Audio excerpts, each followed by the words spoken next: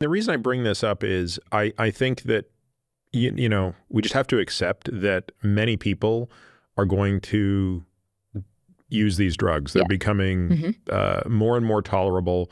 Again, Mounjaro or Tirzepatide is significantly easier to tolerate than semaglutide. And what I just want to make sure is that all the people that are out there, wasting away have the insight into, hey, it doesn't have to be this way. I can still take this drug. I can still lose weight.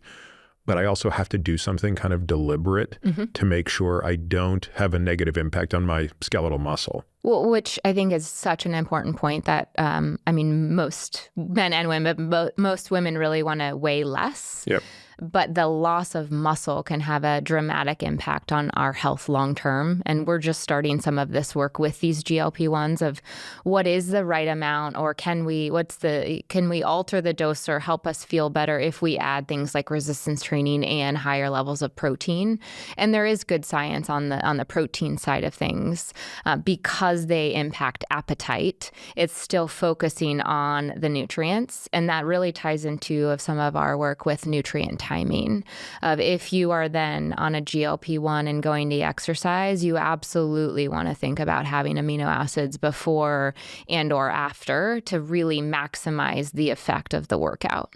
Yeah, I was talking with someone yesterday actually about her experience on both semaglutide and tirzepatide. And, it was just very interesting because she said that nobody had talked to her about how, and I think this is most people's experience, nobody explained to her that when you're on one of these drugs, you don't just go about your day eating less. You actually have to create a new diet that, of course, is lower in calories, but has to be much higher in quality to compensate for the reduction in total energy. In other words, exactly what you're saying. But it was interesting that,